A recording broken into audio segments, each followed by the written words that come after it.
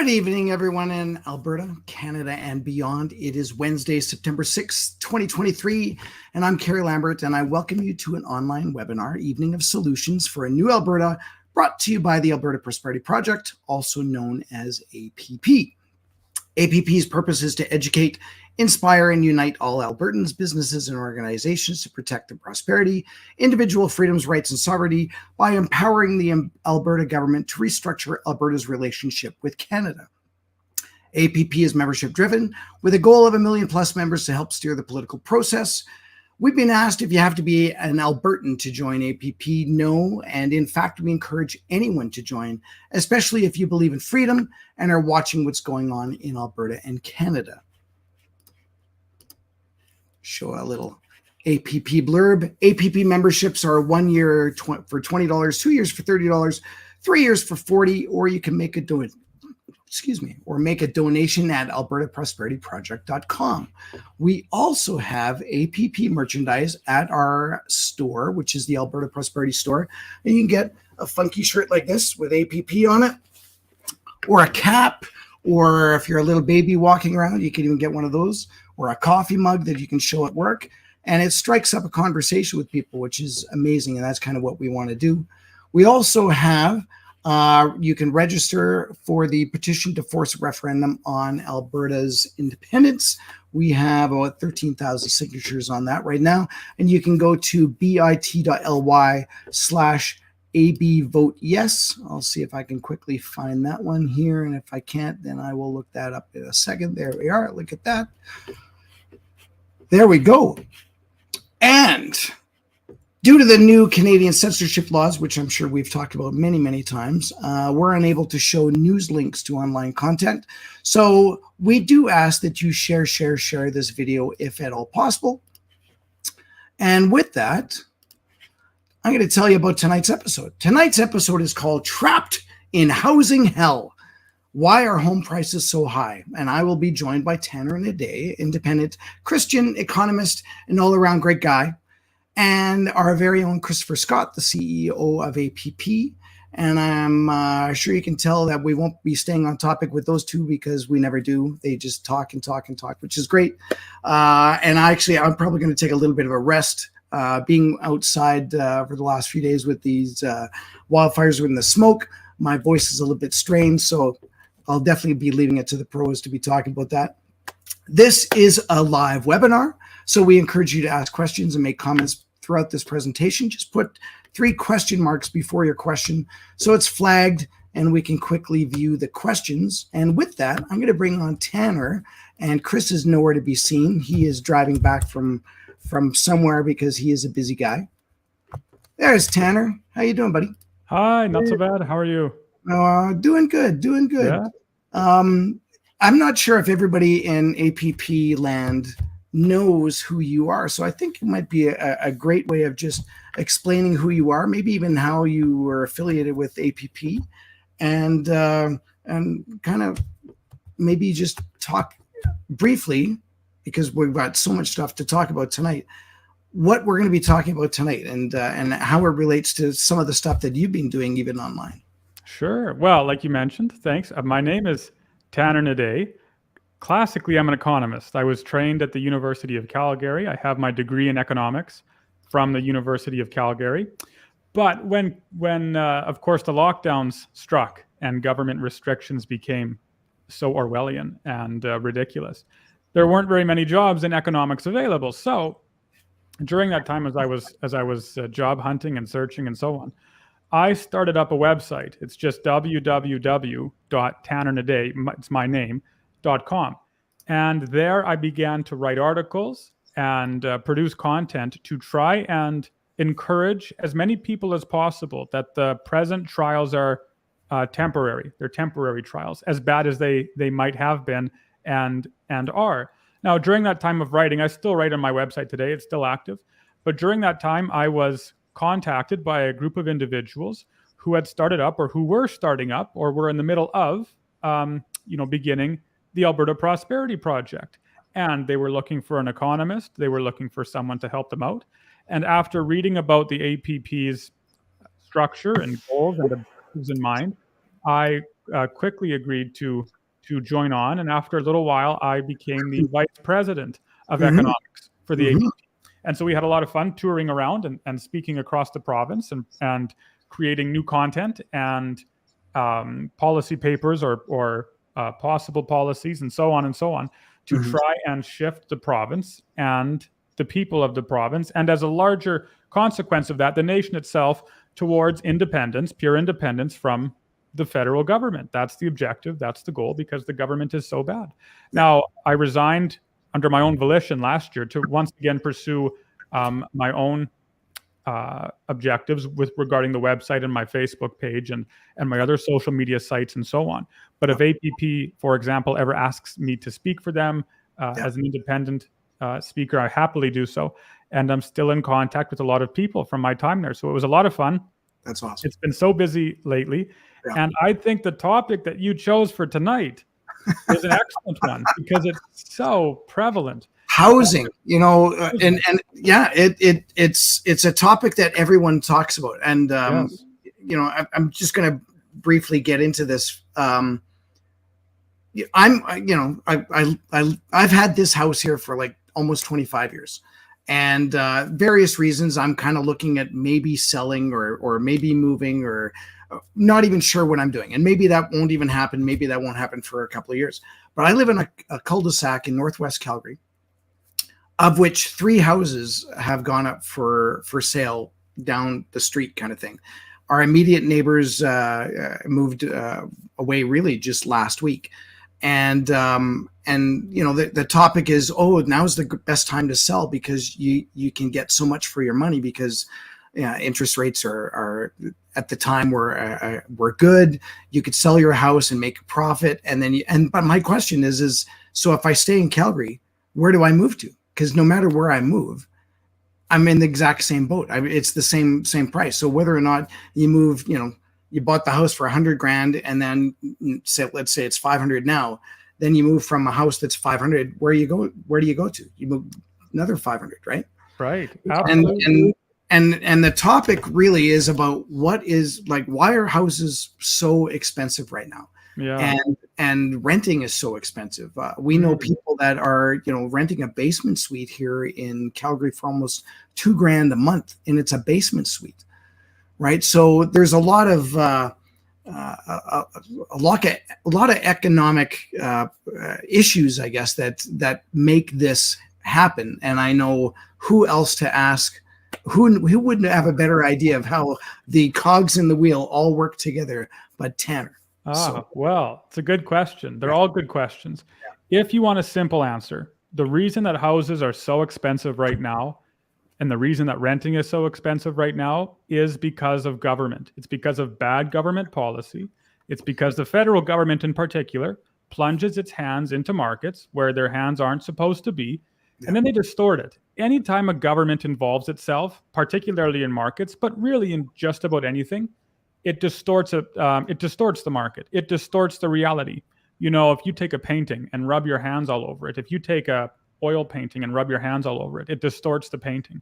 Yeah. The government is exactly the same when it decides to interfere in markets. And according to Trudeau or any other politician you want to cite, they can give justification X and justification Y and justification Z for intervening in the market, but whether they're well-intentioned or not, and I don't believe our federal government is well-intentioned, but whether they are or not, doesn't matter. The distortion comes regardless. It happens anyway. So if you want to, that's the prime reason. That's the prime reason why housing is so expensive. But what exactly does that mean?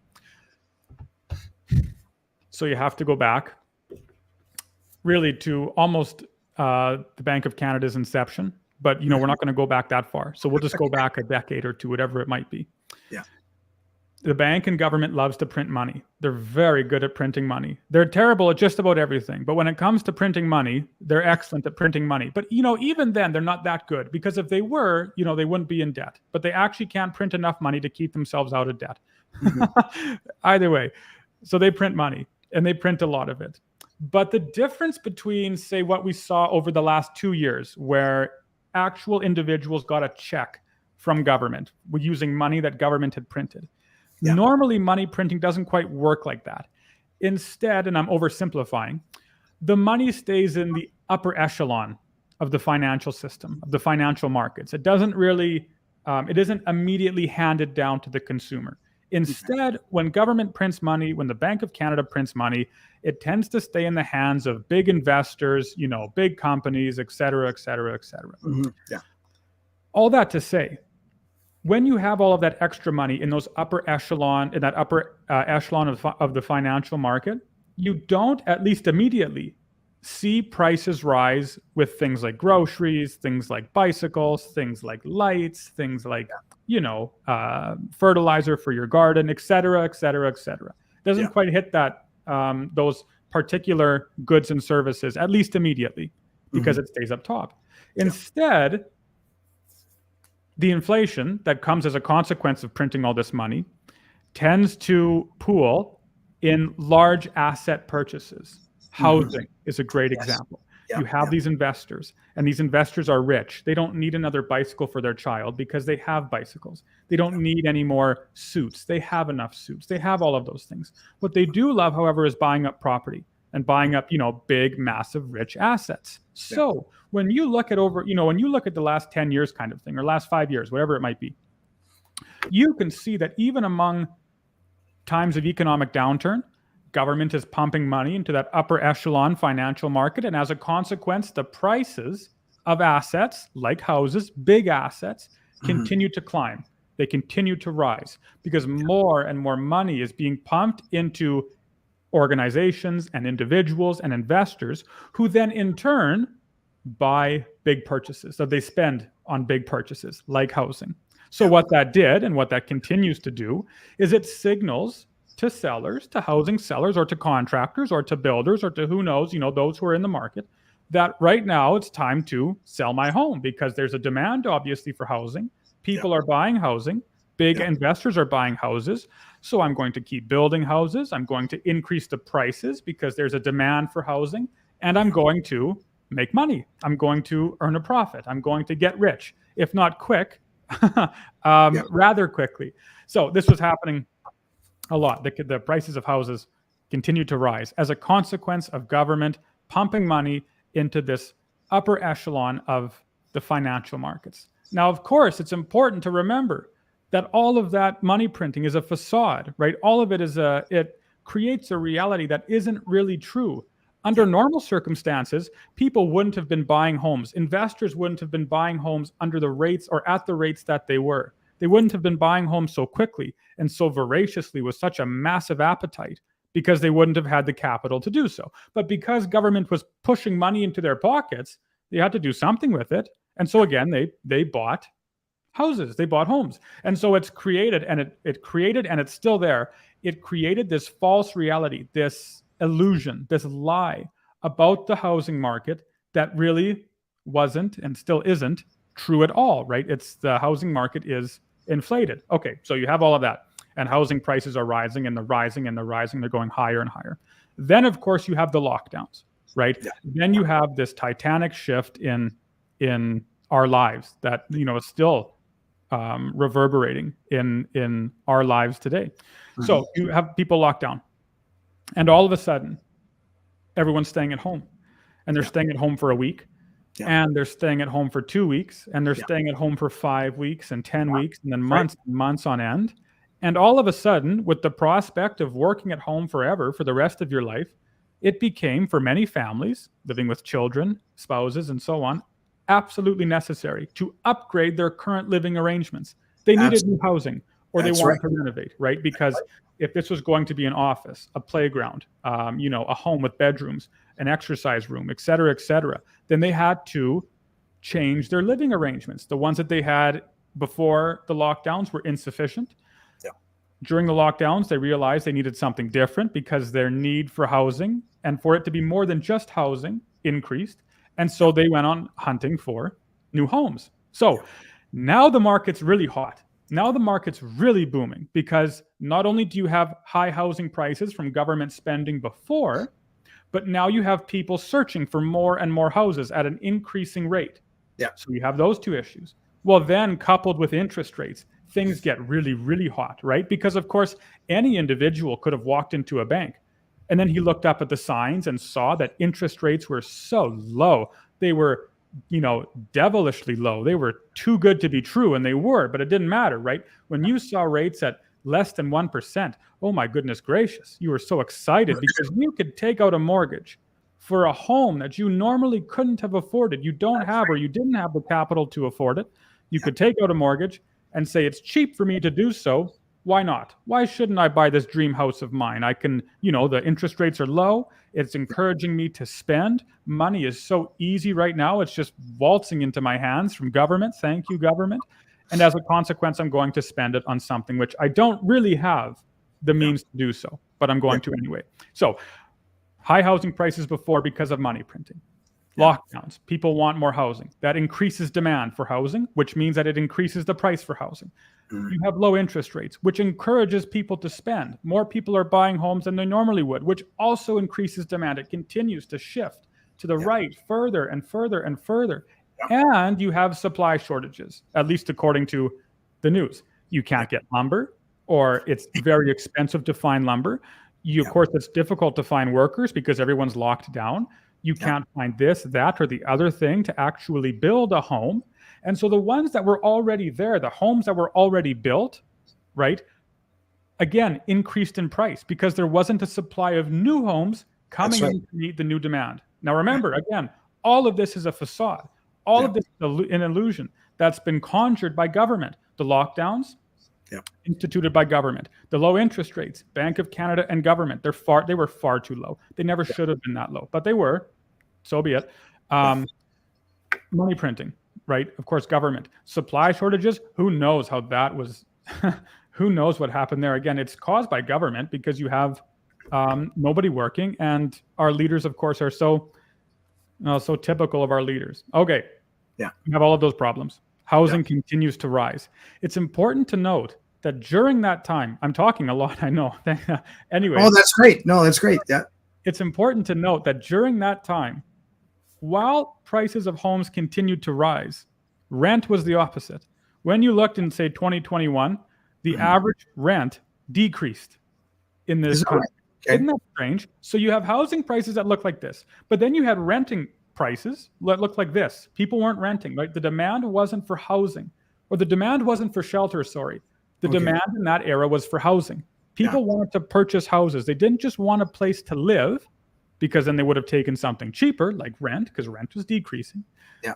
No, they wanted a house, right? And it's different. Now, of course, the situation has changed now in our modern day, which we can talk about in a moment. But either way, housing was increasing, rent was decreasing. People didn't want to rent. People wanted to own a home. They wanted to purchase a home. They wanted a big structure that they could call their own. And because it seemed like it was such an easy thing to purchase, they decided to go for it. Okay. So you have all of these lies. This whole market now is built on a massive lie. And as everyone knows, you can't lie forever. You can lie for a little while, maybe. You can lie for a month or a year or a couple of years, but eventually reality is going to demand its debt be paid. Eventually, the truth is going to knock at your door and say, time to pay up. You can't lie any longer. Here I am. He's like the Grim Reaper, right? He's come to demand that the lie be silenced. It start to crumble. That's exactly what happened with Canada. That's exactly what happened with our housing market. You have all of these problems, and then one day suddenly, right? Governments printed too much, and they've been printing too much for a long time. Inflation, which was supposed to be transitory and short-lived, turns out it wasn't, like economists were warning, because they knew that money printing, it actually doesn't cause inflation. Money printing is inflation. If you print money, you're going to have inflation. So that was high. It still is high. And so with all of that now crumbling down, the Bank of Canada says, wait, well, we have to raise interest rates. We're going to raise interest rates to try and bring down inflation. Now, actually, when you look at models and history, it's not actually abundantly clear that high interest rates mean low inflation. Not at all. There are countries that disagree with that. You can have and often do have high interest rates and high inflation at the same time. But either way, it doesn't really matter for this particular topic. What matters is that the Bank of Canada said we have to raise interest rates in order to bring inflation down. So that's what they did. They started raising interest rates, and they increased them some more. and they increase them a little bit more, and they continue to slow but sure climb the ladder of interest rates until they became, or they're becoming now, unsustainably high for many new housing owners, right? Because when they purchased their mortgages, when they purchased their homes, they did so under the presumption that interest rates would stay at X% for a long time. It turns out that's not the case. Now interest rates are rising. Those people on a variable rate mortgage are sweating because what their mortgage payment was last month or last year or 2 years ago is nowhere near what it's going to be when they renew, right, their mortgage, because the interest rates are so much higher. So now people are nervous, right? Now people are scared, and rightfully so in that regard, because they can't afford their homes anymore. They can't afford their mortgage payments, or they can't afford them without foregoing their car payments or foregoing groceries or foregoing this recreation or this leisure, et cetera, et cetera. Okay. So now things are in a difficult position. Maybe some people start to sell their home, right? Maybe they say, this is too much. I have to get out of it. I want to get something which is cheaper and which is more sustainable. But again, the market doesn't work like one day it's this and the next day it's that. It takes a little bit of time to react. So people are still wanting homes, right? It's just that now people are starting to sell because the interest rates are high. Yeah. This has also been exacerbated by the Liberals' mass immigration policy. This isn't blaming immigrants. I'm not blaming immigrants for the housing crisis. What I am saying is that Canada is being flooded with an unprecedented number of individuals every single year who need places to live. They need houses to live in. But again, of course, we're not building houses at the capacity that people want to. The supply is still restricted. The supply of new homes is still battened down. It's still, it's still lower than what people wanted or expect. And so as a consequence, those individuals or government has to buy the homes which already exist. So the demand is still there for housing. We still need housing. And so people can sell their homes at a higher price. You see, they can sell them at a very high price because the demand is still existent.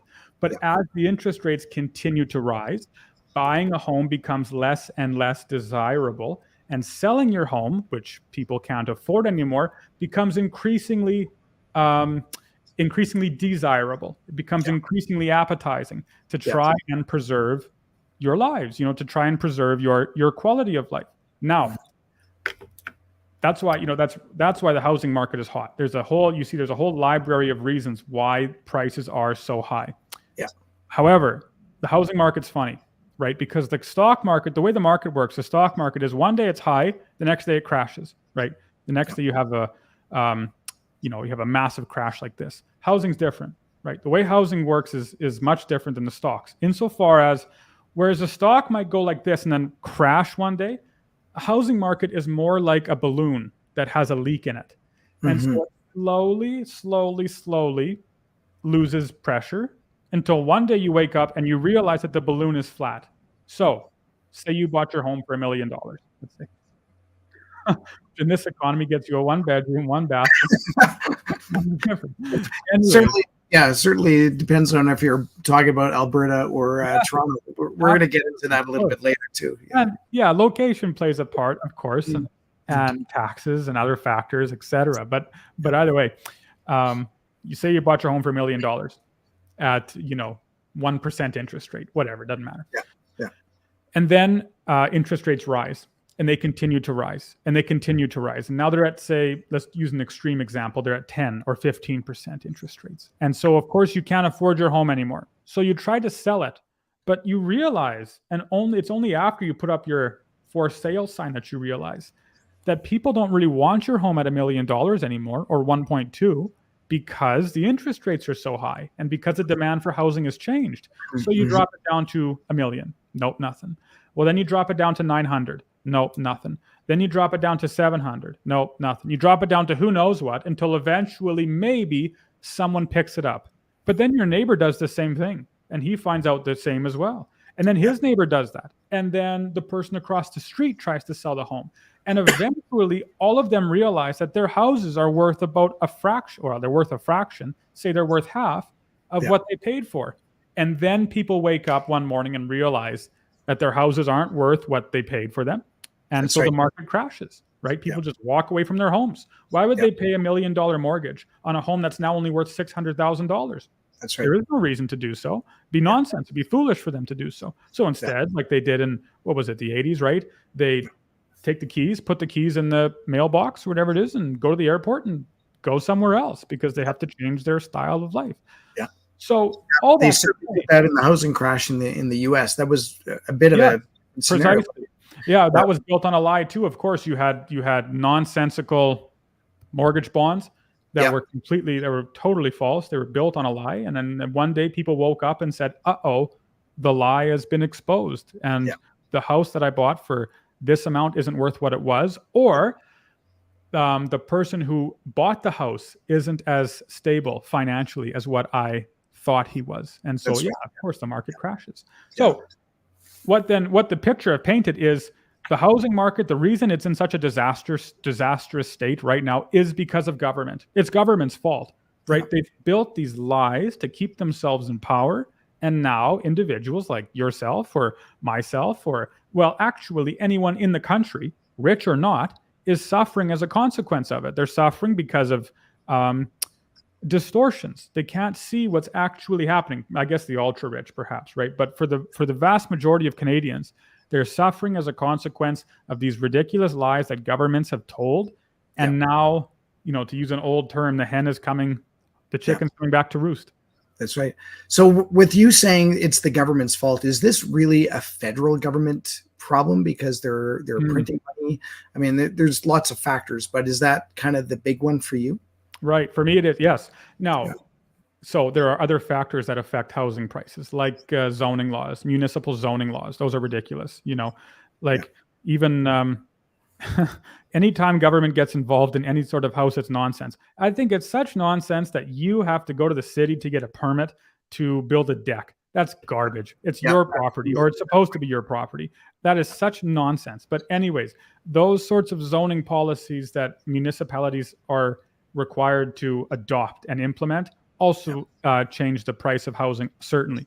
But I place this blame for the housing market primarily on, yes, the federal government, because even though they won't explicitly say it, they do, right? The Bank of Canada and government are like this. They work together like this. Yeah. They control the interest rates. They control the amount of money in the economy. Those two really are the big ones. Interest rates and the amount of money in the economy have a massive effect on the price of housing. So yes, I do put the blame primarily on those two institutions. Yeah, lots of comments. This is definitely a hot topic for people. People had asked about the immigration. I know we were briefly talking about that. Patrick says 30% of new young immigrants to Canada want to go back within the next 2 years. There's a lot of reasons why, but definitely is due to the high cost of living and unable to find housing. Sure. And another comment from Bonnie Henry. How do you think immigration has affected the rental market? Here it's swallowing up all new listings as immigrants were living 2 to 3 families to a home and are now moving on and sponsoring more and more extended family members.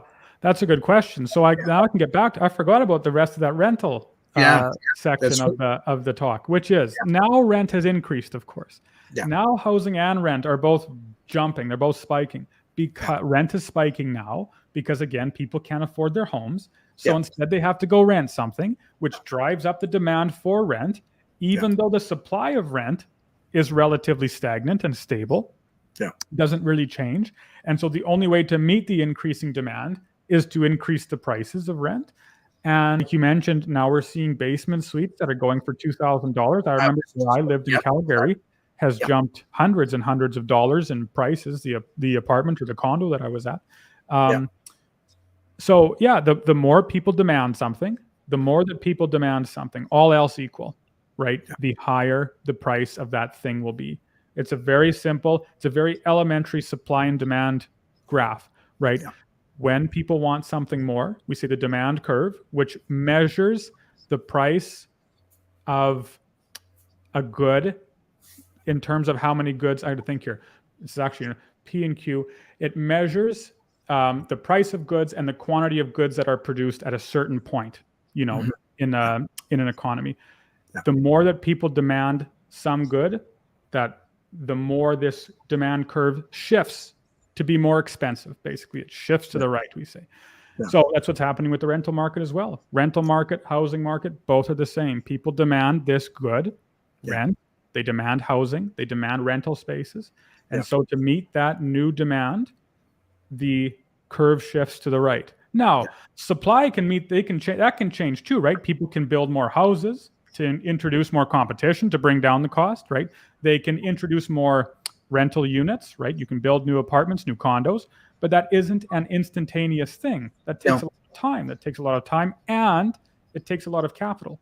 And so it's laggy, right? The new supply is very laggy to a point where, like that comment mentioned, people want to leave the country because it's too expensive. No, that's right. And the lag is a big thing, because I know even in Calgary here, we have houses that seem to be growing up everywhere, like all on the outskirts. But there used to be a period there where you would by the time you actually got your mortgage and you committed to signing on the dotted line to get something built, it was 3 to 6 months. Now I'm hearing it can be 8 up to 18 months. Yes. And you get this juggle where people are selling, and then they think that their house is going to be ready to go, and it's not. So then they're looking for rent in order to be this transition. Like, it's a horrible time. It almost makes me just want to say, I'm comfortable just sitting here. I'm not moving at all, because that is going to be a big issue for a lot of people selling. Right? Certainly. Absolutely. There's so much on, the government every government, but again, the federal government in particular is so good at introducing uncertainty into our markets, whether it be the housing market, the grocery market, the pipeline market, et cetera. They're so good at introducing uncertainty into those markets. And that's the prime enemy of investment. It's the prime enemy of trying to make rational decisions for the future. How do you, or anyone else, how does anyone know what to do in the future, preparing for the future, when they don't know what our government's going to do tomorrow?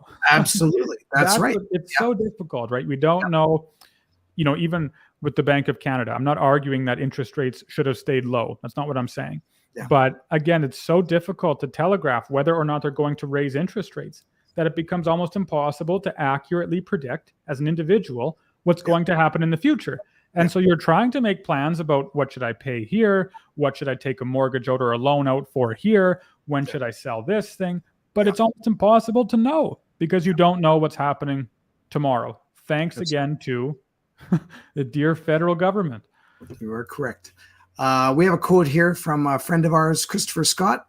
"The high cost of living ain't nothing like the cost of living high," by Jamie Johnson. And with that, I'm going to bring on Mr. Christopher Scott, who's been sitting trying to get his computer working.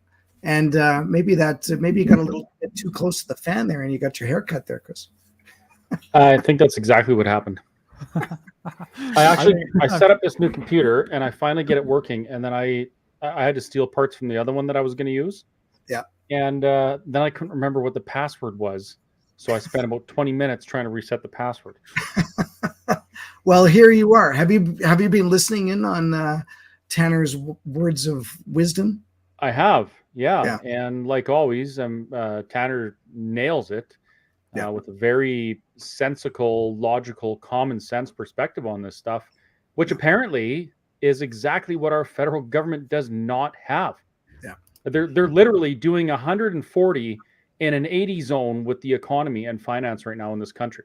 And they're gonna get pulled over and get a ticket. Yes, that's a good way of describing it.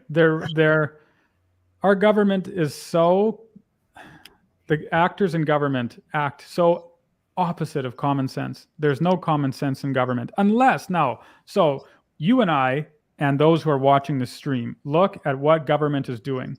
Again, almost any government, but we'll focus on the federal government in particular, because they provide so many generous examples of their foolishness. You look at what they're doing, and it makes you go, how on earth can you possibly think this is the right thing to do? How can you think this is the rational thing to do?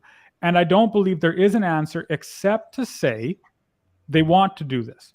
I know that, of course, this, people say this sounds like conspiracy. You're a conspiracy theorist. Government wants to help. And it's like, yeah, right. And then it's like, wake up and smell the roses, because that's not true at all. Can you imagine being a politician in power, knowing that if people reach a point where they can no longer pay their mortgage and they can't afford groceries and they can't afford recreation and they can't afford the necessities in life, their car, fuel, et cetera, knowing how desperate they'll be. Can you imagine the power that you could just imagine yourself being bathed in with people coming to you for help as a government, right? I can't pay my mortgage, so I have to go to government for help. I can't pay my car payments, so I have to go to government for help. And all of a sudden, Trudeau or any other politician holds your life in the palm of his hand, and he can do practically whatever he wants without any real political flashback, or at least serious political flashback, right? C.S. Lewis has this great essay called Willing Slaves of the Welfare State. And he talks about how really an economic power is more devastating than a military one, because no man would dare bark back or bite the hand that is currently feeding him and his family. If people get food stamps from government, how much more obedient will the population be than if the government is oppressing them, explicitly? So I think there's a strategy to all of this nonsense that government is imposing. I have a theory, and it's actually maybe not so much a theory as one of my very controversial statements, but I think the governments or the politicians know exactly what they're doing. Yes. And they know that these policies that they're bringing out are not to the benefit of the people. But what they do is they convince people who are ignorant of reality or fail to bother pursuing realistic ideas. They can convince them that these things are real. And whose fault is that? Is it the dog's fault for stealing the steak off the table, or is it our fault for leaving it there? So we have a society right now that is largely ignorant to most of the things that we've been talking about, that you've been talking about, Tanner. I mean, how many people in this country don't even really know how to do their taxes? How many people don't understand how a mortgage works or how savings works? We don't learn these things in school. It's trial and error. And the politicians know that. So it's very easy for them to come up with policies that appear to be wonderful for us. Oh, this is going to fix the housing market. Oh, if we raise inflation, if we raise the interest rates, it's gonna slow down inflation. These are all good things, right? We should just trust the government. But the reality is, they're tricking us into believing in them, and it's due to our own ignorance. And I'm not saying that I'm less ignorant than anyone else on this stuff.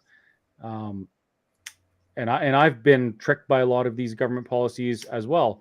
So part of this is people accepting responsibility for our own failures to pay attention and make sure that what they're doing is actually in our best interest. I'm quite concerned about new home buyers and what they're going to end up getting trapped into, and especially if it was $1 million home and everybody wants something brand spanking new, blah blah blah, and they were buying it at 1% and now it's 5%. And, in a couple of weeks, it might be 6% or 7%, and then they will be trapped, and they're going to end up just walking away. And it's just a horrible situation. Who benefits, Kerry? What's that? Who benefits? When an oil field worker goes and buys $1 million home, they're making $300,000 a year. Oh, I'm making great money. Interest rates are good. I can afford this home. You're right. Then we go through a little bit of a recession or oil price tanks or whatever. All of a sudden, they're not working, and they have to walk away for their home, or they're foreclosed on. Who benefits from that? It's the bank that wrote the mortgage in the first place, knowing how precarious of a situation that buyer was in. And they turn around and they hold on to that house until things recover, which they generally do. And then they sell the house or whatever, and they make a pile of money by actually selling it to another person who probably mortgages it with them and makes them a whole bunch more money. Like, it's such a racket. Maybe I should have been on the other side of that. Just kidding. Well, it's dirty. It's dirty is what it is. It absolutely is. I was one of my first jobs, right out of high school, first year college, was working at an insurance company. And I ended up just getting in and doing multimedia, even before it was called multimedia. So that was me in the insurance company. But all my friends were actuaries, or they were underwriters, or any of that sort of stream. And here I've done so many different paths, and yet they've kept that path forever. working at the insurance company, and now they're retired, and now they're living their life. Well, I mean, you can take that however you want to read it, but I mean, essentially, they were doing really, really well financially. I don't know if they were doing really, really well life experience, but you and I easily probably could have done some sort of actuary. You've got the glasses and now the haircut for it. I like it. Very nerdy. I'm going for the nerdy look. People say I need a haircut, but it's still... Sorry, Tanner. That's right. People say I need a haircut, but I'm still growing it out. Well, you got good hair. Oh, thank you. Lots of comments again here. So my brother-in-law builds new houses to sell. He used to have to live in a new home for 6 months before selling. Now he has to hold on to the house for a year before selling. Sure. Any comment on that? Sure. I've heard both sides. I've heard both stories. I know, I know an individual, a family, whose neighbor just put up their house for sale. The first day they had 10 offers. The first day, quick. Now, again, it's like location's a big deal. It's not a mansion of a home, right? For all we know, it's people downsizing, etc. But no, I think the market is so confused right now. It doesn't know what to do because it's trying to go in all these different directions because it's been given all of these different signals. Like, you ask, what's the problem with government injecting itself into markets, into free markets? And the answer is very simple. Prices are good. We love prices. We have to love prices because price is a signal of value. It tells you something. It tells you a lot of things, actually. But primarily, it tells you how valuable a good is to society. So, this book here, this journal, isn't priced at $1 million because the society doesn't value it at $1 million. Instead, it values it at 20 or whatever it might be dollars. We like prices. It gives us an indication of what's happening in the world, whether things are scarce, whether goods are hard to come by, whether they're in abundance, who knows what. With housing, can be manufactured too. Absolutely. With housing, boats full of diamonds, and all of a sudden diamonds are rare. Yep. Oh, sure. Introduce something artificial. Absolutely. Now with housing, though, you have government that again is distorting those prices by printing more money, by offering these ridiculous interest rates, by flooding the nation with new individuals who otherwise wouldn't be here and who builders and contractors weren't expecting to be here 5 years ago, kind of thing. And it causes the prices to go on this roller coaster of a ride. They don't know where they're supposed to be because all of the information that they're being fed is information that wasn't supposed to be there. It's not right. It's wrong. So I've heard some guys say that they've, like that comment said, have to sit on their houses for a long time, right? Others say they're selling them quickly. So it's almost like you go to a real estate agent or something and they say, well, the market's good for buying. And then they'll go, the market's good for selling. It's like, well, which one is the market good for? It's a good time to be a buyer or a seller. So what I mean to say is, the market's a mess. I wouldn't be surprised to hear either story. And again, so much of that depends on location. So much of that depends on the size of the home, on even something like the weather. There are so many factors that affect prices that it's almost impossible to nail down just one. But you can say, when the government prints like this, it causes these issues. If you guys are okay with it, I'd like to offer up a scenario real quick and then maybe move on to some solutions. Sure. Okay, so let's consider this. In some big cities, and actually right now there's rumblings of this coming in Calgary. They're talking about rent control. So for those of you that don't know, rent control is the government stepping in and saying, okay, you cannot increase your rent more than this. You can't charge this for rent, whatever.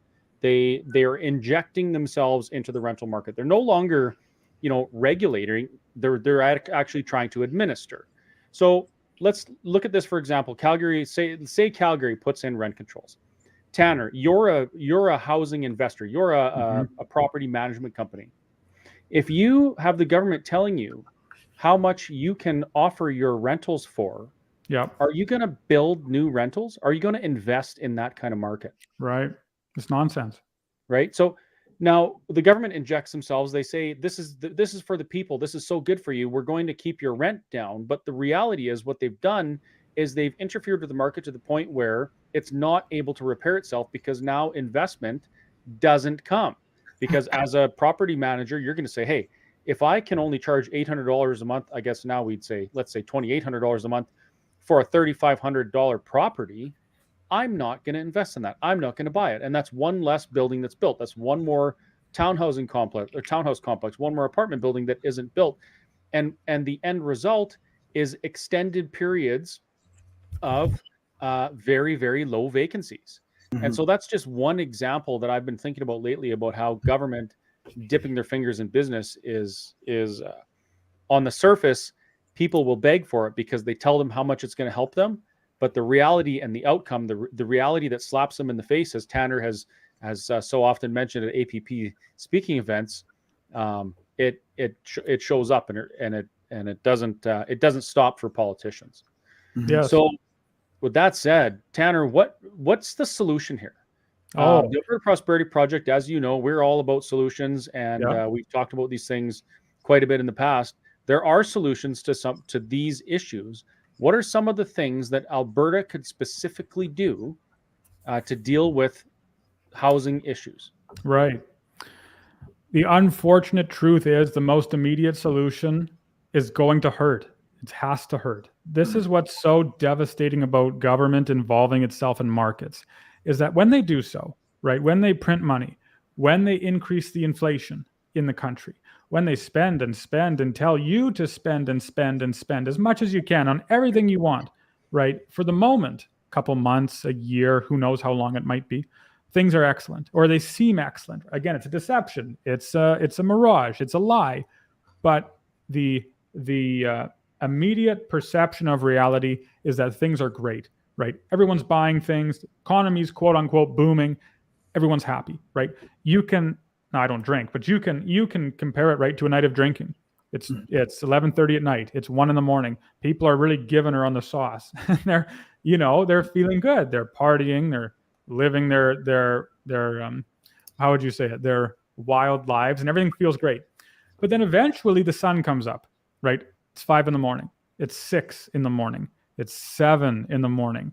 and the party dies down, and the alcohol stops flowing, and people have to go home. And then they do.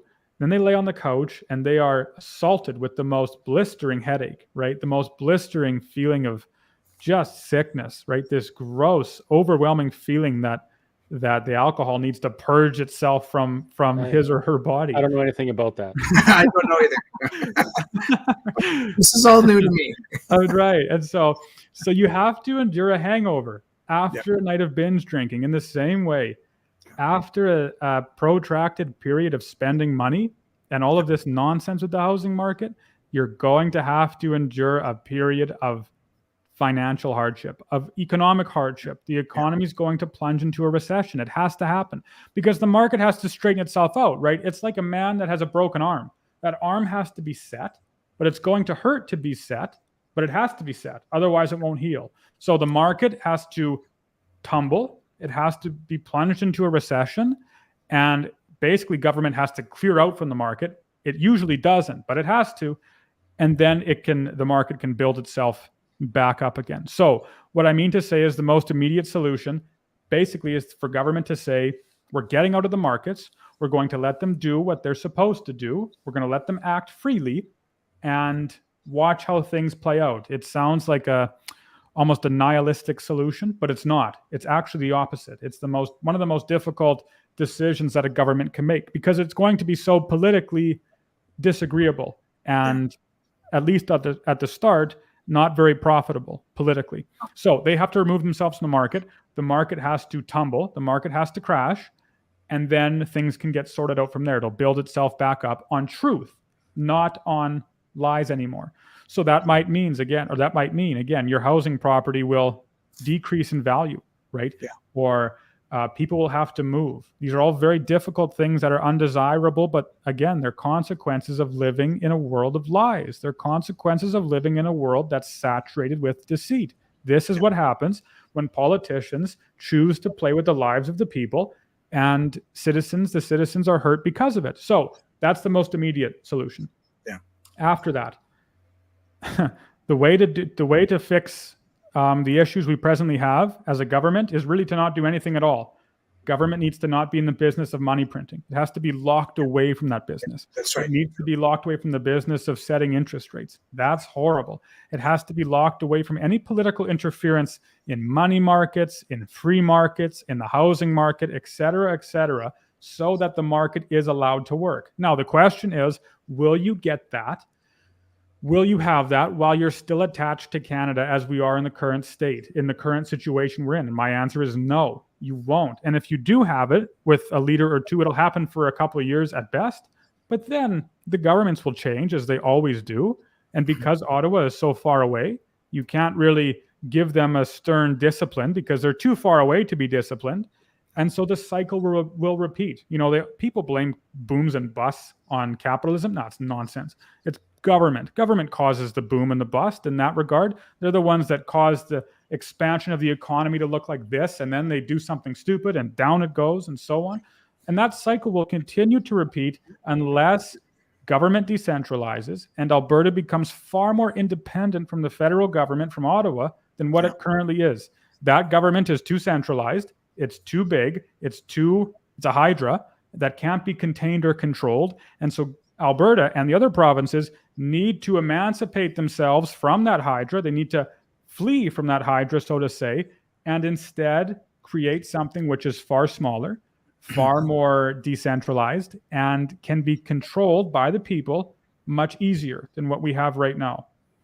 You want to hear something funny?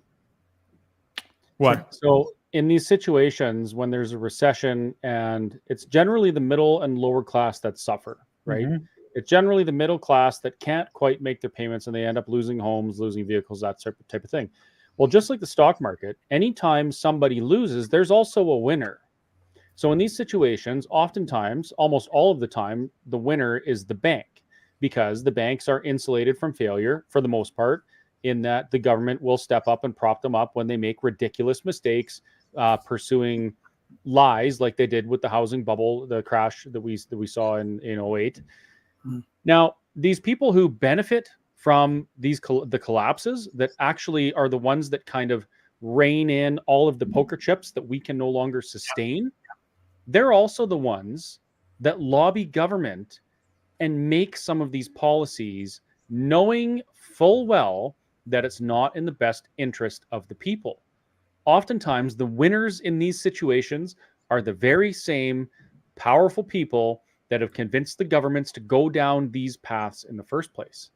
And like I said before, it's dirty, it's corrupt, and the only reason it's allowed to continue is that we're too unaware of what's going on to do anything about it, and we expect the government to save us.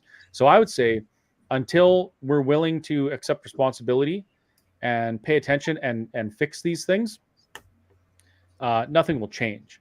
And that's what Alberta has to do. Alberta has to stand up and say, hey, we're not going to allow this anymore. We need to pursue reality and reason and not this fairy tale ideology.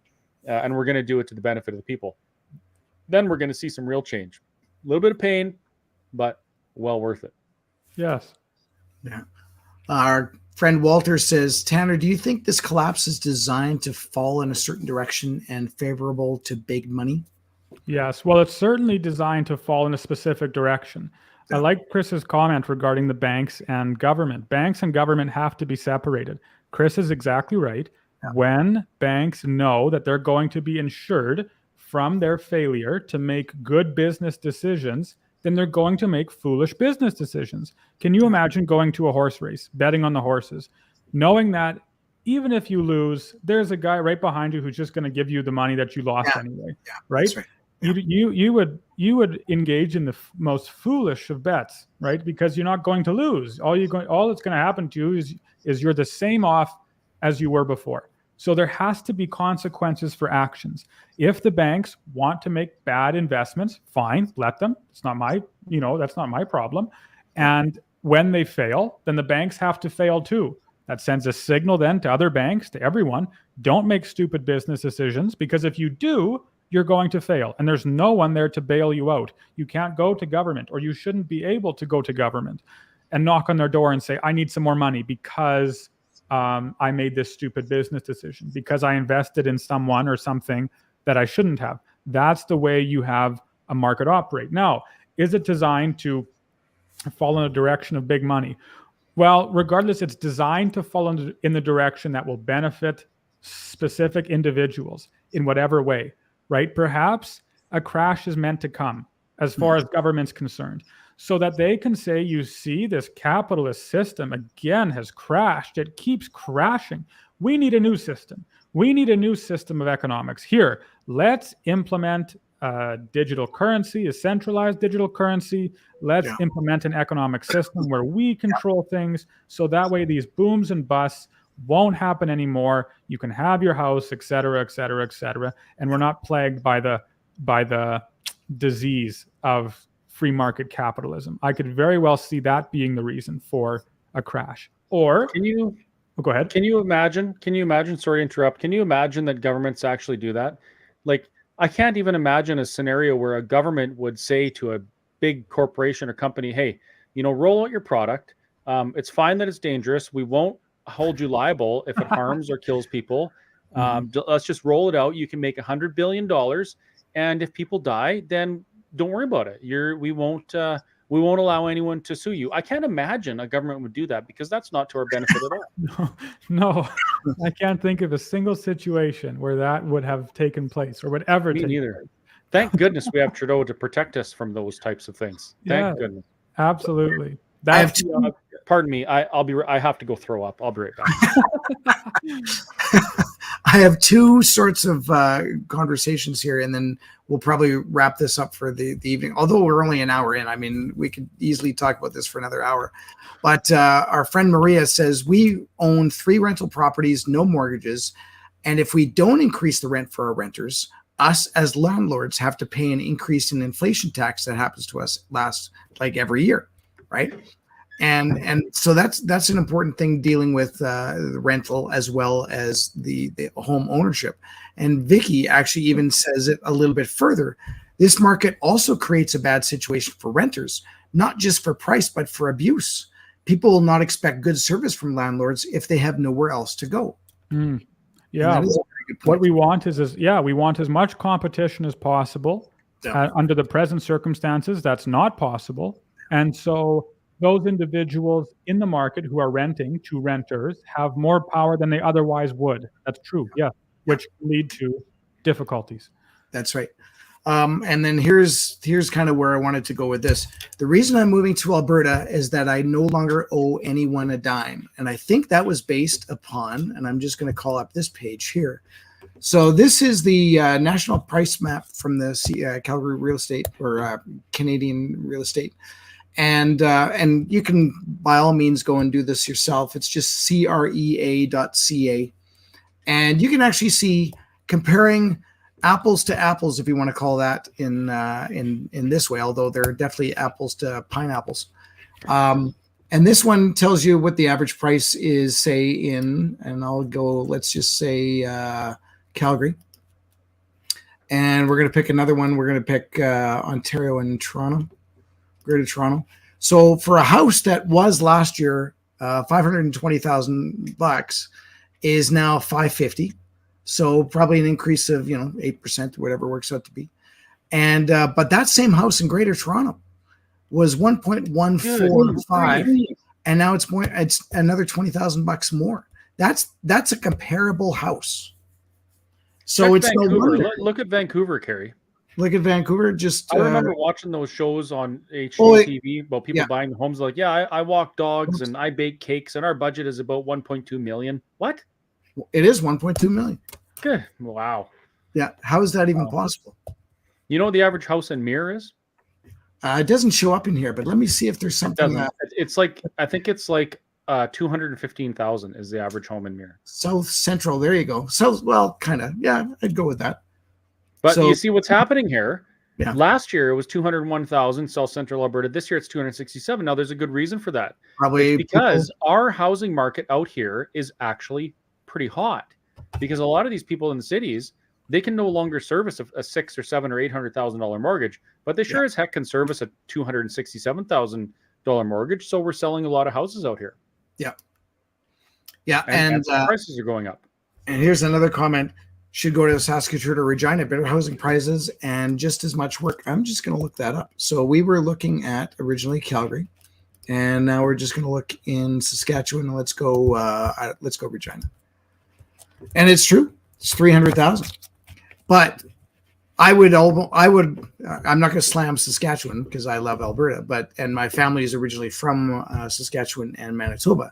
But I think we might have a bit of a higher quality of life. Don't shoot the messenger. I'm just saying more things to do, and if you like sports, it depends what your definition. Oh, there you go. Oh yeah, I saw you winking very discreetly. But it's true. And you know what? You could probably find anywhere. Like friends of ours moved out to Nova Scotia or New Brunswick, somewhere in there. Let's just look for. I'm trying to think of, let's just say St. John's. Yeah, so it's about the same price as it would be in Saskatchewan. So people decided that, you know what, what's happening in BC and what was happening in Alberta at the time of the lockdown didn't make any sense, that they could probably sell and then move away. I don't know what the prices were for that at that particular point, but I mean, they got to be. It was definitely worth it for people to be doing that, right? Right now, you can still buy a decent home in East Central Alberta. Or southeastern Alberta for like $60,000 or $70,000. Yeah. That's incredible. Imagine being a retiree in Ontario with a home that they own or almost that they could sell for $1 million and then move to Alberta. You can win the lottery by moving to Alberta. There you go. Is that how we're going to spin this? Come to Alberta? Well, I think, you know what? I think more people should come to Alberta. I think people, with what we're seeing across Canada, it makes sense to invest your time in Alberta right now. I mean, we're doing some amazing things. Our government, as imperfect as they are, they're making some common sense decisions. They're doing things based on realistic outcomes, not on pandering for immediate votes. Yeah. And I would say, people should be considering Alberta to be their home. It's probably their home already. They just don't realize it. Yeah, that's right too. And our good friend here has Ken, actually, that's Vicky. She says, I think all hardworking people should come to Alberta. And you got to be hardworking. Don't be a slough. What did Ralph say? I'll look at that in a second. But what did Ralph Klein say? Yeah, I think he said something. He said, "Get a job, bum." And then that's right. And then that guy ended up making $1 million business. There were signs. I went and visited a fella in Calgary, and he's got a bit of a museum set up in his basement. Yeah, and there's a picture of a town in Alberta. I want to say maybe Claresholm or something like that. But the town sign said, "No jobs. We can't support our own. Keep going." Yeah. Pretty wild times. Yeah, quite. Ken says, but try getting financing, especially for anything with an acreage. Is that a problem here? It's one thing to just buy a house, and maybe that's why when people are looking at houses in central Alberta, they're looking at a house. Well, my area around in East Central Alberta, and I'm on the western boundary of East Central Alberta. Yeah. An acreage here, a quarter section of land, you can buy a quarter section for around $600,000, which is a lot of money, but it actually, in the grand scheme of things, is pretty reasonable. Now, if you're going to spend $600,000 or $800,000 on an acreage like that, that type of land, well, that's a lot of money. That's a lot of debt to service. So you have to have pretty high income, and I'm sure it would be difficult to qualify. Yeah. The weird thing is, even acreages, not like quarter sections or farmland, but an acreage in that 4 to 12 acre parcel, they're still $500,000. Yeah. And I don't know, I guess it would be more difficult to qualify on a purchase like that than it would be on some farmland where you could turn a profit, but who knows? Yeah. I don't know. I haven't actually been a homeowner for a while. I ended up having to sell my house throughout all the COVID stuff, and now I rent it back because I just I had to pull all the equity out of it, and I came to a point where I said, well, it doesn't work anymore, and if I want to keep going with what I'm doing, then I guess that's what I do. So I've been kind of out of that bit of it, but in a way, I'm glad I did, because my mortgage would have been renewing again next year. And I'm not confident that our interest rates aren't going to be 6 or 7% next year. No, that's right too. Jim asks, why does Canada only do renewable mortgages, unlike the US that has a mortgage with the interest rate locked in for 30 years? I don't know if is that true? Is that what they do? I don't know if they lock it in for that long. Like typically it's like a 5 or 10 year, but it's amortized over 30 years, right? So right. Maybe that's what the question is. No matter what, if you ended up getting a house, like even 5 years ago, and it was at 1 or 2%, and you locked in only for 5 or 10 years, like Tanner said, kind of right from the get go, you got to pay your maker, whatever you want to call it. Just eventually, you're going to end up having to run through this and go, wow, you know what? I need to refinance, and I'm going to be at a 6 or 8 or 10% mortgage now. Yeah, no, Jim's right. It is pretty. I think it might be possible in Canada, but it's exceedingly rare to lock in for 30 years. Yeah, that's true. In the U.S., it's a thing. Apparently, I'm reading about it right now. Oh, you did? Okay. Yeah, and I wasn't sure if that's what happened. Yeah, that's. So what would happen if Canada did that? Like, let's say people did lock in for 2%. And of course now people are, they're coming up on their mortgages. The rate has gone up and now it's 5, 6, 7. And these people are still sitting at a 2%.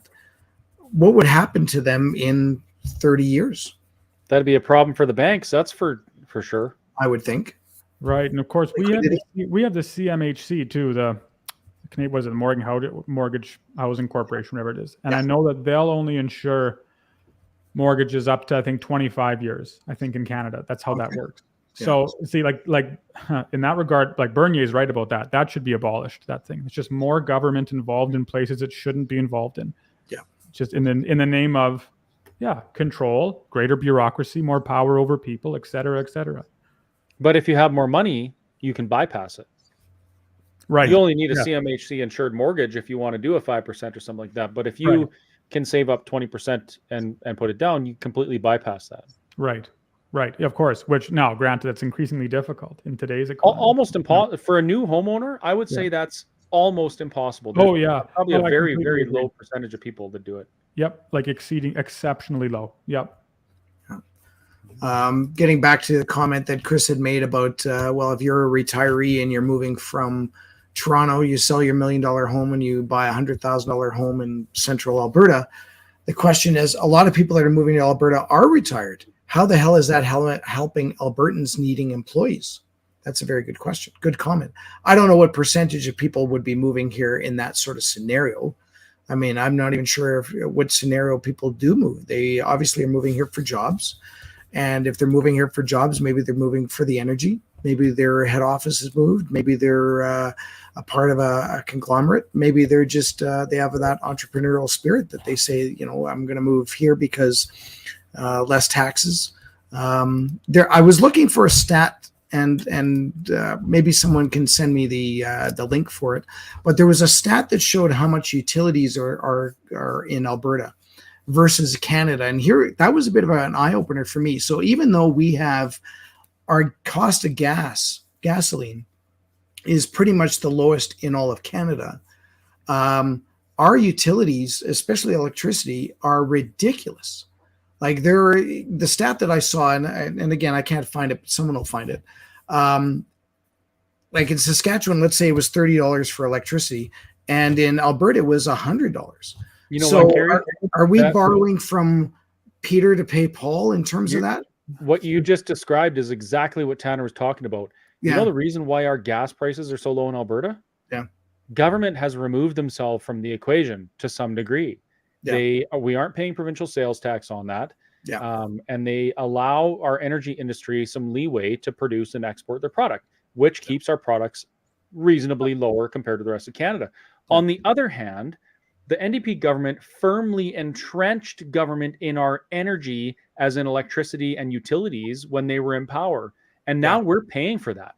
I mean, there was a $1.5 billion bill that Albertans are still paying. We're still on the hook for because of how the NDP immersed themselves in the business of providing utilities to Albertans. Wow. That's a perfect example of what Tanner was talking about.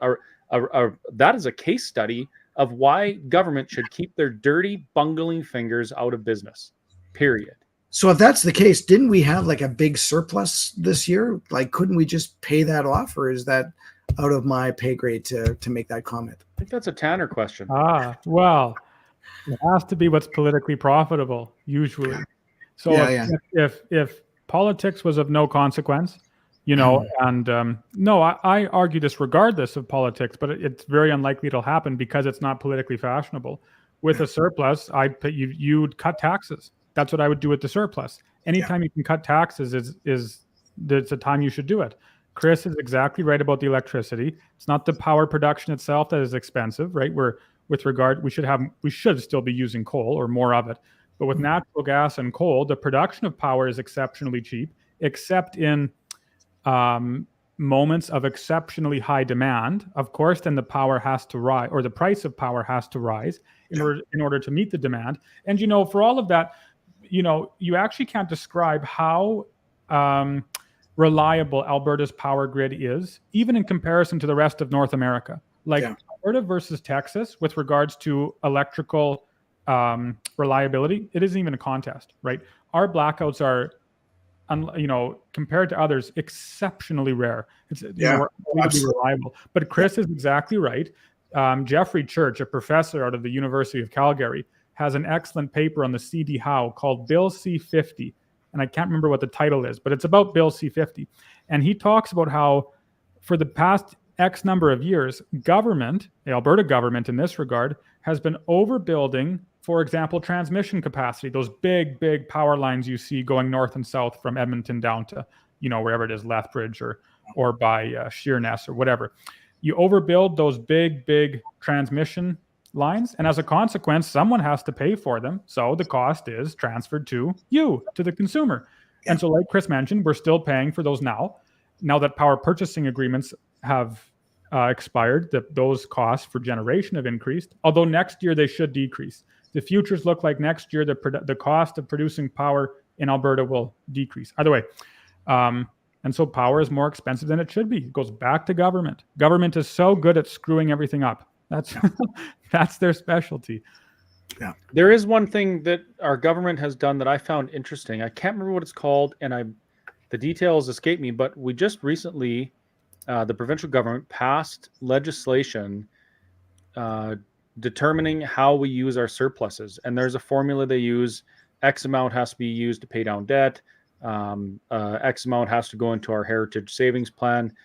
It's a very conservative, fiscally responsible piece of legislation. And it's extremely unpopular with a lot of people because they believe, well, if we have a surplus, we should just be doing this and fixing roads and building this and building that, and doing exactly what the Liberal government has done over the last 12 years in this country that's brought us to this position. So I was really happy to see that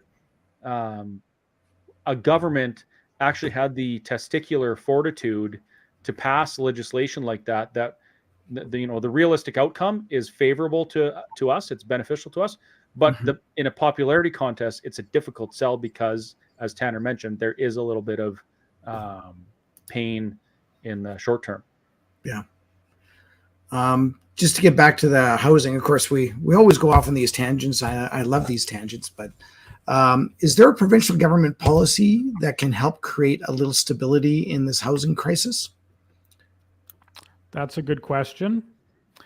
I don't know the scope of power that Smith and her government has. Again, politics aside, and I know that we want individuals to be as free as possible, and we want all individuals to be as free as possible. Right now, if it were me, I would put a freeze on anyone coming into Alberta. I know Chris was talking about the opposite, and fair enough. Again, we want people to be free and work. But at the present time, the Alberta government's concern should be with the Alberta people, the people who are here now. Let's fix the problems we have in Alberta. Let's help. Again, I'm from the government. I'm here to help is dangerous. I know. But let's figure out these issues right now and try to remove for the present time any extenuate or any, what's the word when it's outside? exogenous variables that can come in and try and muddle the equation a little bit. Again, I'm not blaming people who want to move to Alberta for the housing crisis. That isn't their fault. It's not the immigrant, it's not their fault. They're coming here because they're being invited to come. They're being let in by all means. I would want to move to a province that loves freedom as much as Alberta does too. But we're in such a state of crisis right now that the more the government, the provincial government, can just slow things down and say, okay, here's what we're doing, or here's what we're not going to do. We're just going to focus on the Alberta people at the present time. We're going to try and have the housing market catch up, the supply of housing catch up with the increased demand. So we're going to try and, you can't manipulate the market, but we're going to use our policies to slow down the demand of housing by slowing down the number of people coming into the province, and so try and level things out. And then when things are even, right, then when things are at equilibrium, then we can loosen up a little bit, relax just a little bit. And if desired, open things back up. Even the job market, something is so strange there. I know so many people who apply, and I mean this isn't hyperbole, who have applied for hundreds and hundreds and hundreds of jobs on Indeed, right, here in Alberta, and they don't even hear back from companies. So, governments can talk about there's a labor shortage. I don't see it. I see the opposite. I see people trying to apply for jobs and they can't, or they can't get anything. And even if they do, it isn't enough to cover the cost of housing and groceries and a car. So the economy is in a perilous position right now, and government's trying to hide it. The federal government's trying to hide it. But again, reality will be revealed. Yeah. Question: how do you enforce a freeze though? It's not like we have guards on the border. And, no, and answer that one. What I was going to say is before we get into that, a lot of these times when we bring in, there's we'll call it immigrants from within Canada, people moving from BC or Ontario as an example, and then there's also the immigrants that the federal government are bringing in. They bring in 400,000 immigrants each year. Right. So in 10 years, in theory, we'll have like an extra 4 million people. This basically the size of Alberta that's being brought in 10 years. Of that 400,000, it's not like they all land on Toronto and go, okay, now find us a house. Although that certainly seems to be happening. But they're basically given where they can move to. So in Alberta's case, they may say, you know what, we're going to push you up to Fort Mac, or we'll push you to Grand Prairie. And then it's their problem. Right. And again, that forces the cities and the province to be dealing with, I'll call it unjust immigration, and then it's their problem. Our problem as a provincial collective to come up with housing for them. Like that's why isn't the federal government just saying, you know what, we said we're going to bring in 400,000, but you know what, I think for the next few years we'll only bring in 200. You know what, Kerry? The federal government does not have constitutional jurisdiction in matters of immigration to the provinces. And that's one of the things that Alberta needs to immediately take control of is immigration. Yeah. It's our sovereign constitutional right to manage our own immigration. And that's one of the things we've allowed the federal government to do because, well, you know what? They're just doing an okay job. So we'll just let them handle it. Yeah. Just like we've been doing with our pension plan, just like we've been doing or starting to, possibly allow them to interfere in health. There's many areas where the federal government has exceeded their jurisdiction and infringed on ours as a province, and we need to start taking that back. Immigration's one of them. So here we go. We can tie this into what the APP believes in. The Alberta Prosperity Project believes that Alberta should take control of every constitutional jurisdiction to which we have a sovereign right to at the moment. And in doing so, a lot of these problems begin to have immediate solutions. Take control of immigration, that's going to deal with housing right now. Take control of policing, well, all of a sudden we don't have people sitting in jail for 570 days because the federal government has a problem with them. These types of things, right? So it's incredible how almost every single conversation we have in these webinars always comes back to one word that every single Albertan needs to know. And that word is sovereignty. We've given it up and we need it back to start fixing these problems. IMHO, in my humble opinion. I'm just going to look. There's a couple more comments that I wanted to get to here. And again, I'm not even sure what some of these things are here. Maria had asked, do you think your equity taxes will go up, or will it disappear like Paul Heyman was going to do? I'm not sure exactly what she meant with that. But well, with regards to tax, the honest truth is anytime a government can raise a tax, it'll do so. So I can't read the future. But if I were a gambling man and I put before me was a bet to say, do you think government will raise taxes on thing X, Y, Z or not? I'm taking the yes every time. Yeah. Cliff says, could it be that delivery and transmission costs for electricity are higher than electricity rates because we're having to build all these transmission lines from useless wind and solar farms, or for useless, I'm assuming. And I think, Tanner, you did a little a blurb, and we'll talk about Tanner, what he does outside of the APP webinars. And he did a podcast on Daniel Smith basically saying, okay, we're now in our, what was it, 6th red alarm of our grid being shut down, and like that's an issue. That's definitely an issue. Yes, precisely. So I can't remember who asked that question, but the gentleman who asked it might be quite right. With regards to that paper on Bill C-50 by Church, that was before we started having, it's not an ancient paper, but it wasn't completed a year ago either. This was before we started having this almost exponential increase, at least until this freeze has happened, construction of solar panels and wind turbines and so on. So, but might, of course, that requires a whole bunch of new, infrastructure to handle the increased amount of electricity that's going through the grid. Yeah. But Kerry's right. You're right that we've had all of these red alerts because people are using a lot of power. And the problem with wind and solar is that when you need the power, it often isn't there. When it's minus 40 outside, the wind isn't blowing. And during the winter, the sun doesn't particularly shine.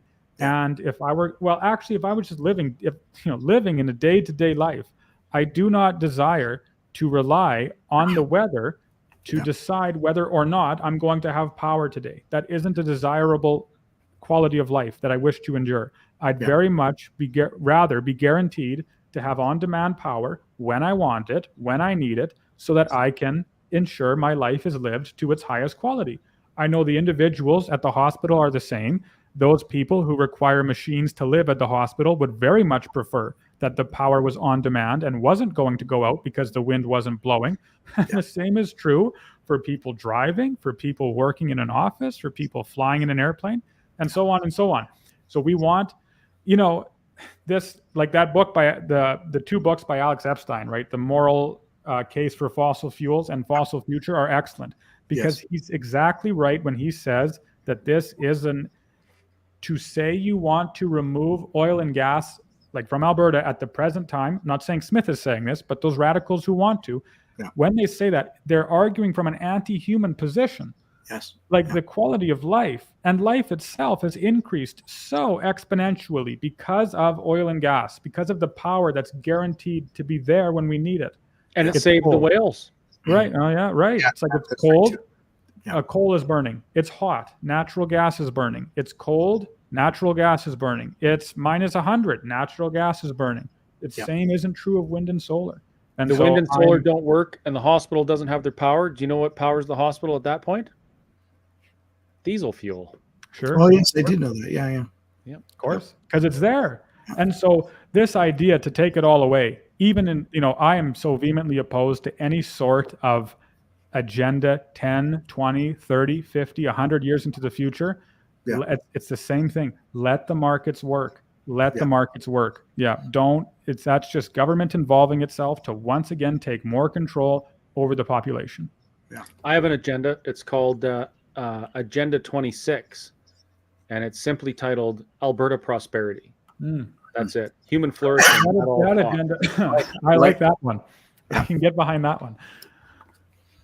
And then, of course, we didn't really bring this up today, but it is definitely a big market thing. The number of people on the streets because there is a lack of housing. Sure. That's only half. No, I was going to say it's not lack of housing. It's a lack of affordable housing. Well, even that, Kerry, consider this. If you or I were in a situation where we could no longer afford our house and we needed somewhere to stay, we would have a place to stay because I would invade your house or you would invade mine. We have a support system to allow that. Yeah, you're right. And the majority of people do. There are some who don't, self-made people who really have to only rely on themselves. But there's another crisis in this province that contributes to the homeless situation more than anything else, and that's addiction and mental health issues. Yeah, that's true. Of all of the homeless people in Alberta, the vast majority have addiction or mental health issues that contribute to their lack of housing. And it's because they're not getting, or they weren't getting, the help that they needed to be participants in society. Mm-hmm. They just can't do it, so they're tossed aside and they end up on the street. And until recently, there's really been no mechanism to help those people because it's their human right to be homeless. Well, I would say if they have a mental health issue that needs to be dealt with and they need some help, it's our duty and responsibility to get them the help they need if they can't get the help themselves. Yeah. That's the major problem with homelessness in this province. It's not lack of housing. Well, and Charlotte basically says, I've been hearing from people up here that they cannot find a place to rent. And again, it's I know there's both sides. There's the one that it can't find affordable housing, and there's also that there's not enough housing. Yeah, and if you can't find a place to rent where you're at, and you're fairly stable and you're cognitive and you can make decisions that are to your benefit, you move. You move to somewhere where there are houses. You move where there is a job. I moved from Vancouver Island to Alberta because there was employment and housing. Yeah. And both of those were in short supply on Vancouver Island. So I moved here. But if I wasn't capable of making that type of a decision, I would maybe end up on the streets where I lived because of that. Yeah. Yeah, and people are saying, different costs. People are saying, it's this much per month. It's a $2,200 rent and a $2,200 damage deposit. It's unreal. And people just don't have $4,400 that they could do. I know even my younger brother who moved back here back in March. He's living with a couple of people, and because that's how he has to live here in Alberta. Vicky posted in the comments there's some really good, it's too long to put on the screen, but some good stats about that one there. It covers you. It's okay if it covers you. Yeah, no, that's great. Yeah, I like it. People with mental illness experience homelessness for longer periods of time and have less contact with family and friends. In general, 30 to 40% of those experiencing homelessness have a mental illness. This figure climbs to 76% in one international study of wealthy countries that also included substance use disorders. Based on Canadian data from 2009, 20 to 25% of people experiencing homelessness suffer from concurrent disorders, severe mental illness, and addictions. So these things are things that governments really, this is out of the government's realm and it's into society's responsibility, right? This is more the human aspect and less administration. And I'll give you an example. So I had a guy come to work for me, and he was literally living on the streets of Edmonton. And so we picked him up, brought him down, gave him a place to stay, bought him a bunch of clothes, got him what he needed, found out that he had frostbite on his toes from sleeping outside in Edmonton in the middle of winter. So got him medical attention. He ended up losing his toes. Now, here's the thing. The guy was a fantastic cook, a fantastic baker. But he had some issues, some demons that he was living with that I found out about later that prevented him from participating in society to the point where, even though he had everything he needed, he had a roof over his head, a job if he wanted it, all of those things, and a support system, he chose to go back and live on the streets because he wanted to be on the streets. And I found out later he had an extremely traumatic experience where his wife was actually murdered at work. They worked together, and he went on days off instead of her because they had a fight and whatever. He wanted to go party or something. Wow. And she was murdered the next day. And this man lived with that trauma for years, and it caused him to go down that path. Yeah. And he's, it gets even sadder. Since then, he's passed away. He OD'd about a year after I met him. But these are the types of things that only a prosperous society that isn't completely distracted by trying to pay a $3,000 a month rent. These are the things that a society has to have the time and the willingness to help with, right? So as we go through these regulatory and administration type things with government, and we improve the quality of life for the people in the province, those things start to be dealt with as well, because we have more time to do it. Yeah. It's like pollution. A country where you don't know where your next meal is coming from. You're not concerned about your environment. You're concerned about surviving. In our province right now, we're not so much concerned about our neighbors and the state of their mental health as we should be. We're totally engrossed with our own survival and paying our bills. And so it becomes even more critical to start dealing with some of these things so we can get back to fixing the things that government has no business and can't fix. Yeah. And Vicky followed up on the stats that she posted and says, we used to have stronger communities and more church. It used to fall primarily on the church and community to take care of those that were less fortunate or mentally ill. And that's true. We had time.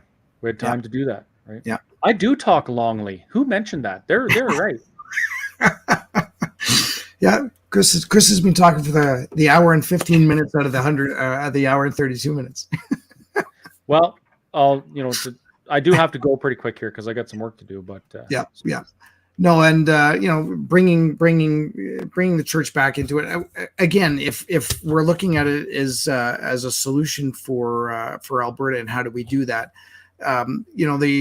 We could basically have our slate clean and do what we want in Alberta. And maybe we as a society decide that Alberta really needs to bring back the core values that were brought and basically how Canada was started on. And speaking of core values, yeah, can I interrupt and talk longly again? Sure, you may as well, because you're going to do it anyways. This is a huge kudos to Tanner. Yeah. So one of the comments that I get fairly consistently all across Alberta from people from all walks of life is, why do you have to talk about God? Why is there so much talk about God? And my answer is this. Nobody wants to force anybody to believe in God, but we acknowledge that if we're looking to ourselves for a foundation to build our society on, we're going to fail because we're inherently imperfect. The only way that we can successfully lay a foundation to stand on and build a prosperous society is if we look to something higher than ourselves. In my case, as a Christian, it's God. That's what we look to.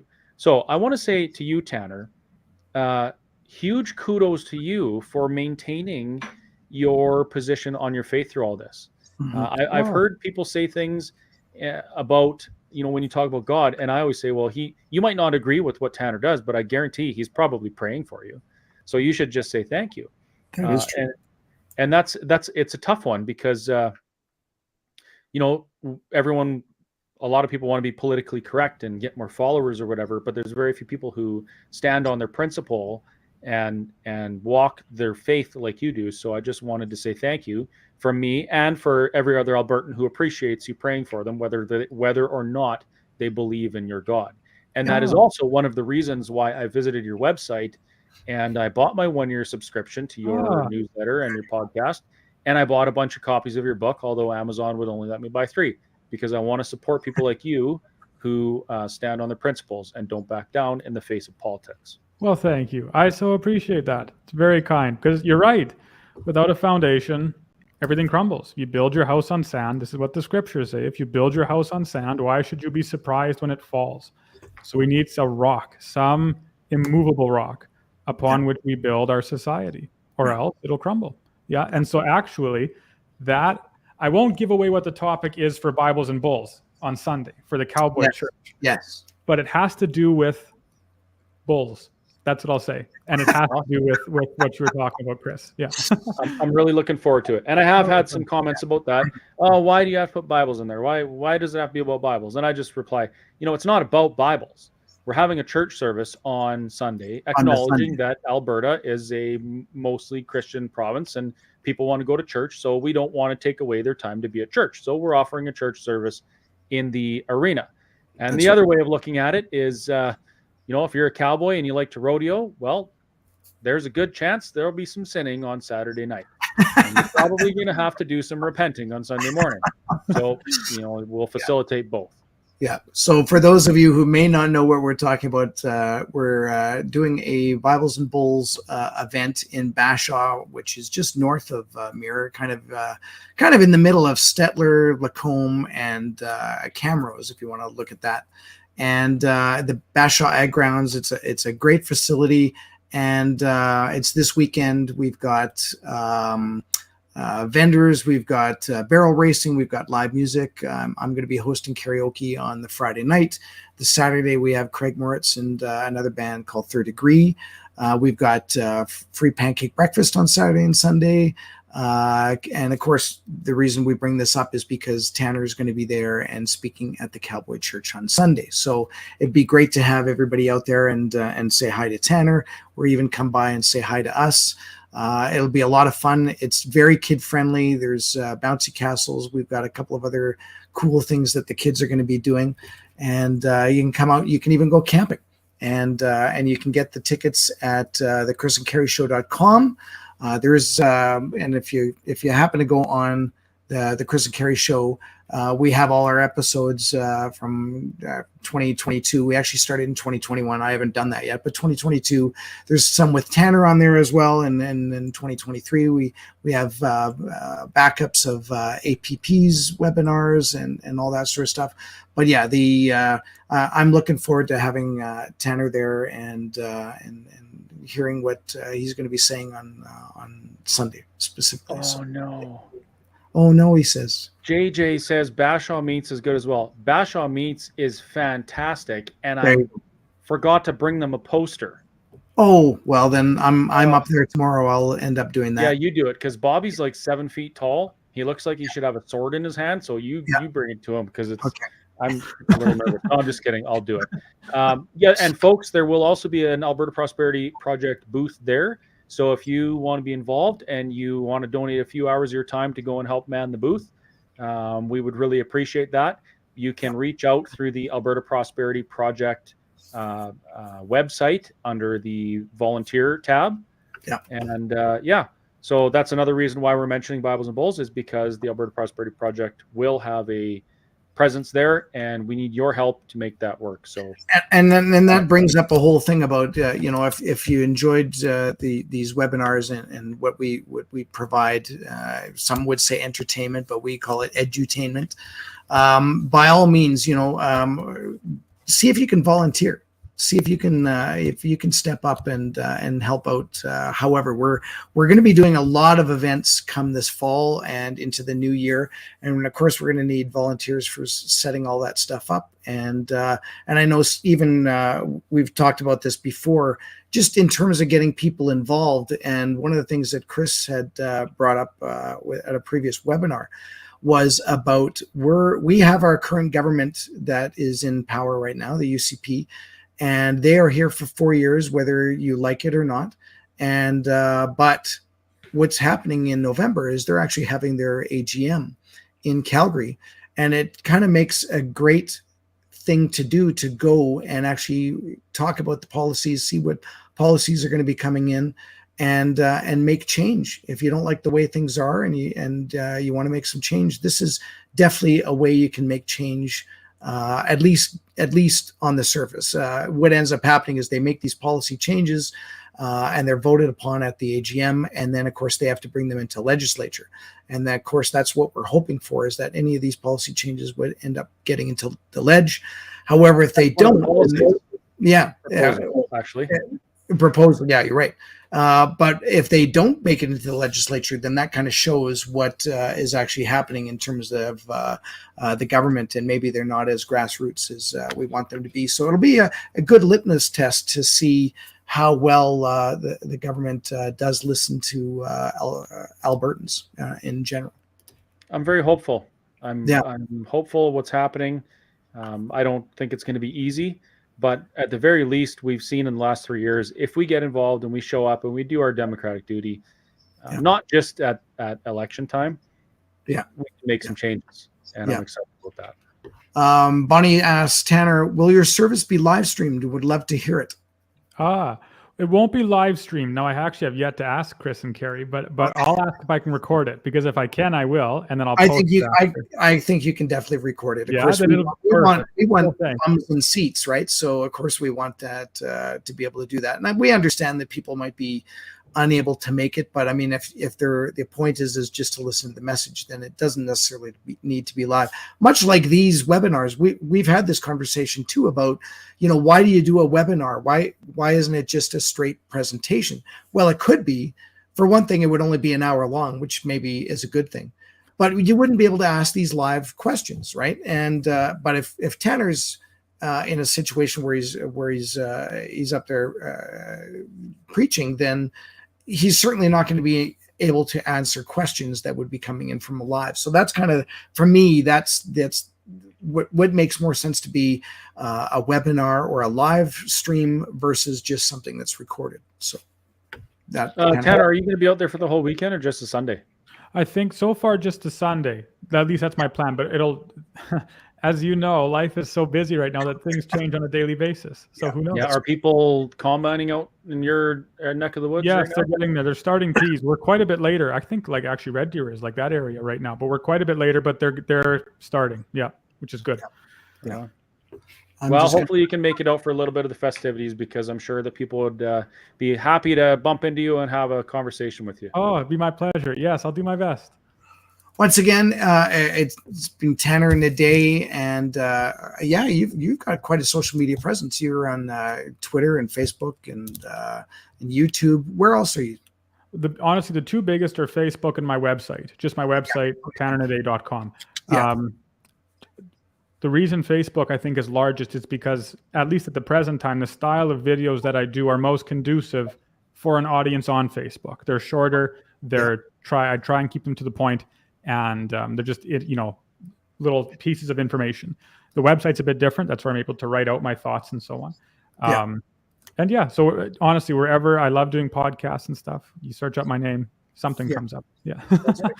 Yeah, and if you like this kind of stuff, folks, please consider supporting Tanner with a subscription on his mail list and his webpage.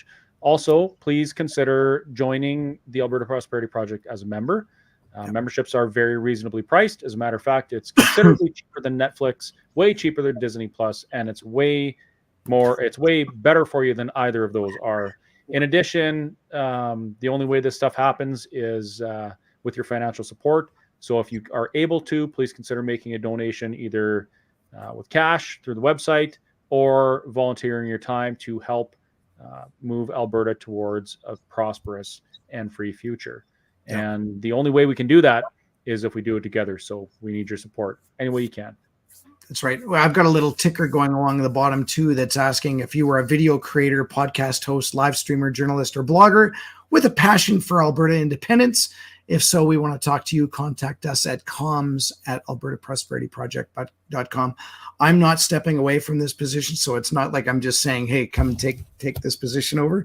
But you know what? It is kind of nice to have a little bit of a reprieve and actually be able to do things. There's a lot of things that happen on Wednesdays that I'd like to be involved with, and I know that Chris would like to be involved with. And by all means, if you can step in for one or two days a week, or that would be fantastic as well. So the more the merrier. Plus, you don't have to keep looking at Chris's bad haircut all the time. I'll wear a hat next time. I'm sorry. There you go. And so I think with that, we'll wrap it up. Unless you guys have any last things that you want to say. Are we done? I'm good. Chris, maybe Chris is frozen. I'm not sure. No, I was just waiting for you to almost end it. Then I was going to say something and say that I got the last word. As you always do. So with that, thank you, Tanner and Chris. Of course, thank you for everyone for staying online for the whole hour and 45 minutes and listening and commenting and asking questions. And we do this every Wednesday. And next Wednesday, as a matter of fact, we have Tasha Fishman, who is nice. a great lady who does unschooling your children. And a podcast. She has a website, and she's a speaker. And so if you want to hear all the stuff, the bad stuff that they're doing in schools and why you need to take them out or at least give them other options, then next Wednesday is going to be that great of a webinar for you to listen to. And with that, is Chris going to be the last word? I am going to get the last word in, and I'm going to say thank you, Kerry, for doing what you do and offering and volunteering your time for other people around you, even though you don't have enough time for yourself. We really appreciate you, and I'm sure everybody loves you even more than I do. So thank you. Well, thank you. Now I'm going to tear up and then close off the webinar. So thank you so much, guys, and we'll talk to you guys later. And everyone have a great night. Thanks. See you at the rodeo. Absolutely, Bibles and Bolts. Yeehaw.